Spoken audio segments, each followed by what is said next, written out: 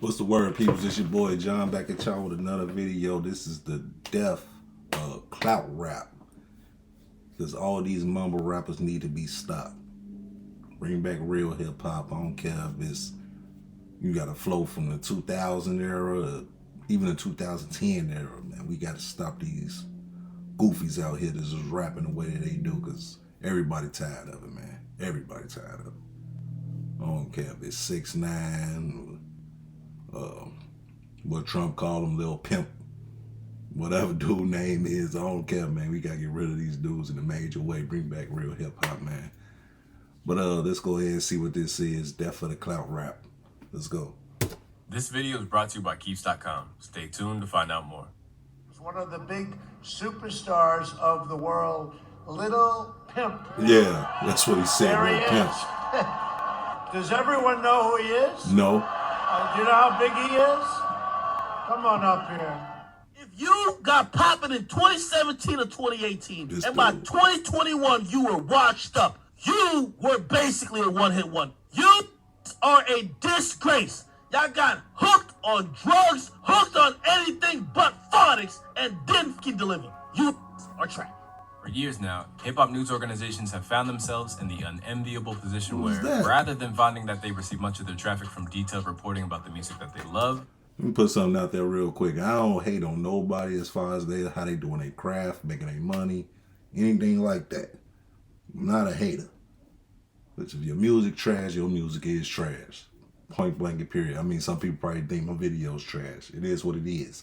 But yeah, nobody wants to hear these people, man. I'm just being honest. And I kind of understand why academics say, you say, hey, if you trash, you came out in 2017, you ain't doing nothing now, you was a one-hit wonder. It happens. Deal with it. most of their revenue was generated from charting the never-ending antics of hip-hop's youth as they battle for the audience's attention, in turn giving rise to the mutation of the genre that's been labeled as clout rap. Although a concrete definition is hard to come by, so-called clout rap is defined by a few things. A, the artist's social media presence plays as much, if not more of a role in their career as the music itself. B, they'll regularly find themselves involved in meaningless scuffles and beefs online. And C, any substance takes a back seat to constant claims that you are the top dog in the industry. In lieu of any real mission statement, the only true goal that the clout fixated rapper has is to keep stacking up enough jewelry, designer clothes, and every other status symbol they can find to make themselves undeniable. Although they predated the clout era, this concept was beta tested by early internet rappers such as Lil B before being arguably perfected by Soulja Boy. As after making his ascent in the mid-2000s, the head of SODMG released a track entitled Hella Clout in 2018, has made a career out of proclaiming himself to be hip-hop's market leader, and beefing with everyone from wrestlers to influencers. I mean, at the same time, though, he was the first rapper on YouTube, though. But as far as the first, like he be on the Instagram Live, I'm the first this, I'm the first that. It's starting to get old, man. Go out and find something new. But shout out to Soulja Boy, though. He definitely doing his thing, though, as far as, you know, putting out tracks when he wants along to. the way. All the while, throwing his hat into the ring as the biggest and most vital star in the game, resulting in an era where he may make memes, but he hasn't registered on the charts in a decade. Yo, Meek Mill ain't beef for Chris Brown and was finna box with Floyd Mayweather. He beef with Drake, the biggest rapper in the world. Drake? Drake? They got bodied by Pusha T? He copied my whole flow! Word for word, He bar did, for bar. Alright, so I want to take a quick though. break to thank our friends at That is Keeps.com. true. For anyone that's endured a battle with thinning or receding hair, you know that it can be a real uphill battle. Even if it hasn't affected you as of yet, 2 out of 3 guys will experience some form of male pattern baldness by the time they're 35. But rather than waiting for that to happen, the best way to /HHM. Alright, let's get back to the video. From the emergence of Lil Uzi Vert's Clout to the popularization of Clout goggles, 2017 was arguably the year where clout rap reached its peak. The subject of countless tracks and hastily penned bars that looked to capitalize on the idea, the emergence of clout as a cultural obsession meant that everywhere you looked, everyone was attempting to accumulate it, either through their latest hijinks on social media, or in the case of Joyner Lucas or Florida's own Denzel Curry, rallying against it.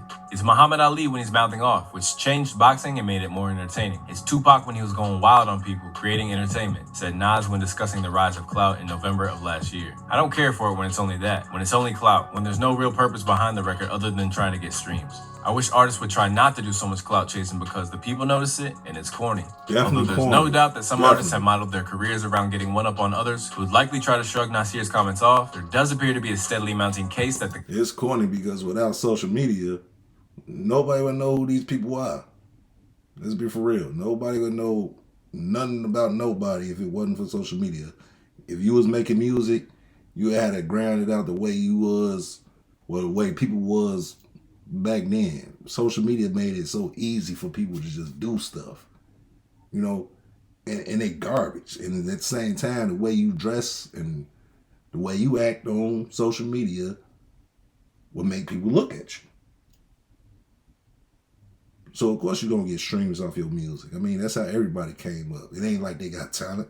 They ain't got no talent. That's my opinion though.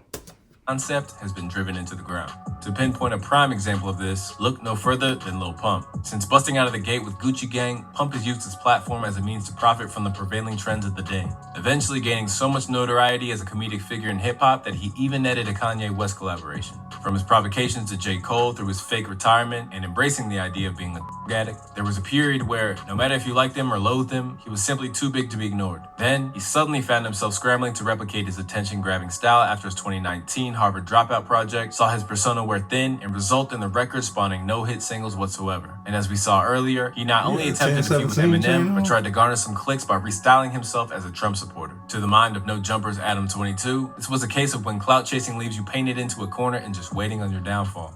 It kind of feels like a lot of that might have closed the door a little bit on people's willingness to with him. Not artists necessarily, but the fans, you know? It was already crazy enough, but the fact that he called him a little pimp just blew my to a million pieces. I didn't think that was a great idea. I don't think long-term it was a good career move. Although it's not nearly as dramatic a decline, the infamous Tekashi 6ix9ine was another beneficiary of the Clout era. Fresh from his release from jail after he turned informant and became hip-hop's most wanted man, the world record-breaking live stream that announced his return to the public eye may have seemed like a new high watermark, but would actually prove to be the beginning of the end. After proclaiming that he was Clout on comeback single Gooba, the sales of his sophomore album Tattletales amounted to just 50,000 and the number 4 spot on the chart. Just 1/3 of... And that's when he cried and just left. Out of everything he said, he cried and left. This what people look up to, though. This is weird, man. Was predicted that he'd shift. Just like Pump before him, curiosity dipped when his shtick proved repetitive and with nothing to back it up. He could never recapture that magic. While his situation wasn't as explosive, this sense of fraudulent hood origin stories coming back to haunt an artist was embodied by Alabama's YBN Nahmir. Propelled to fame by tracks such as Rubbing Off the Paint, the YBN leader arrived with no shortage of lyrics about doing dirt in the streets. But when it was discovered that it was the virtual neighborhoods of San Andreas that he earned his stripes on, the jokes came thick and fast. Particularly as his identity crisis continued to rage on before his eyes. I used to be on the internet a lot, so all my friends on the internet were from California. I was always around them, online, so I started to sound like them, he told The Fader in October 2017. I don't really hang... So he got his whole swag and everything about him off of Grand Theft Auto?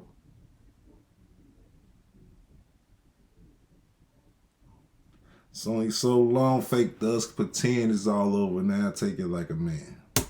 People from Alabama for real, except my cousins and them. Just 1 month on, he put forth a contrasting image to No Jumper. Cause I only hang with people that's like older than me. I was out there, but I was cool. Like, you feel me? I was smooth. I know a bunch of that had died, life sentences in jail, but it was really smooth. Like, I ain't really had to worry about it cause I know my had me and like I wouldn't f with me cause my name hold weight in my city.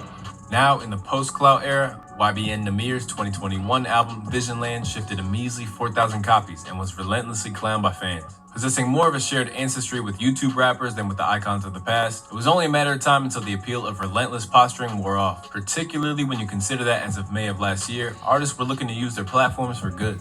After the tragic murder of George Floyd re-energized the BLM movement, artists such as Lil Baby, DaBaby, Roddy Ricch, and Conway threw themselves into musical activism. For Lil Baby, this shift was so well received that Protest Anthem, The Bigger Picture, became his highest charting single, proving that the mindlessness of clout chasing isn't necessarily the key to success when actually standing up, being counted, can be just as impactful. With these artists emphasizing that there's still a place for sincerity in hip-hop, we've reached a point where even those who were forerunners of clout rap are now analyzing what's going on and pointing out that this is a monster that we've all helped to create. Having arrived in the game with an exaggerated, drill-inspired persona in 2015, Slim Jesus was instantly vilified for his gimmick. So, when it was revealed that New York's Lil Tecca had falsified his bars about choppers and other criminality, Slim Jesus was quick to point out that this was nothing new. Having a gun don't make anyone gangster. So rapping about guns don't make you want to be gangster. You just rapping about guns. Like I rap about, and I have a whole girl. If you don't like what I'm talking about, go listen to someone else. When I came out, my first interview, I said, look, I ain't out here trying to kill nobody. I'm here to make my music. Y'all try to crucify my. So my issue lies with y'all dumb bro. That swear y'all hate my so much, bro. But I don't think y'all really know why the you don't like me in the first place, bro. Valid as his criticisms may be, Slim's suggestion that he was unfairly treated misses out on the crucial difference in time frame between himself and the 18-year-old MC behind Did It Again. As while Slim was sticking his neck out there with a falsified character in 2015, Tecca has arrived at a time when that was ultimately commonplace and caters to an audience that cares more about clout than content. However, it appears that Lil Tecca caught the tail end of an era in which this works, and now, inauthenticity is once again coming under scrutiny. During a recent livestream, DJ Academics, who released his own Clout Chaser EP at the height of the wave in 2018, claimed that clout has been abolished as the audience reestablishes an appetite for realness. The people who were swag rapping gangsterism, and by the way, I'm going to include Smoke Perp. He used to rap about all type of guns he had. Again, the real street rappers eradicated y'all. Your raps are not believable. They don't hit the same. When people see Pooh Shiesty, they think he's a real shooter. When they see Namir, they think he's a GTA role player. Y'all have a little error where you shock or you amaze people, and within that time period, people care. A year later, they don't. Left to flounder after artists such as 6ix9ine and Lil Pump had weakened the audience's capacity to suspend their belief, it appears that more elaborate stunts are giving way to an understated air of street credentials. Led by figures such as Lil Durk, Pooh Shiesty, and Polo G, this new breed of street-oriented rappers have helped audiences delineate between the real and the fake and have become the new dominant wave. And what is the perfect summary of this tipping of the scales? Look no further than June of 2020, in which Lil Pump's former ally and noted clout rapper Smoke Perp went up against Lil Durk for the audience's listenership. Within that same first week spell, Smoke Perp's Florida Jet sold 5,000, while the deluxe edition of Lil Durk's Just Cause Y'all Waited 2 recorded a massive 40,000. In December of that year, Durk would forfeit most of the first week's sale period for follow-up record The Voice, and still clocked in over 23,000. Within the following week, he'd obtain another 66,000 before he'd help elevate Pooh Shiesty to dominance with Back in Blood, with his debut album shifting 62,000 in its first week. And with that, the power officially changed hands.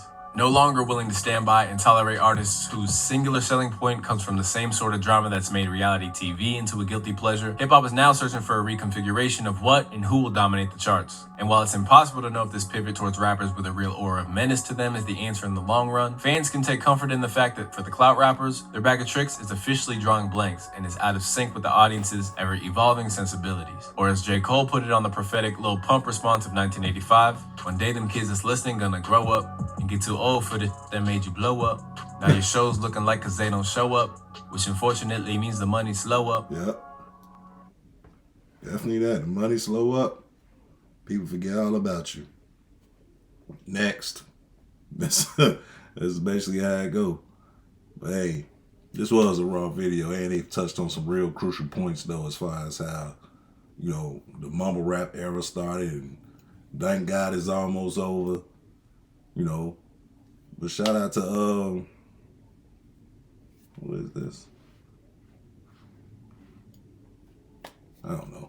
But yeah, shout out to the people who made this video, man. They definitely did. They worked real good on this though. And shout out to all the real rappers out there. You know, and if you think I'm hating, I got some rappers on my side too though. I'm not a rapper. But I got some rappers on my side though that wipe the floor with everybody that you think I'm hating on. But yeah. Go ahead and hit the comments on what you want me to react to next, and I'll get back at y'all later. Peace.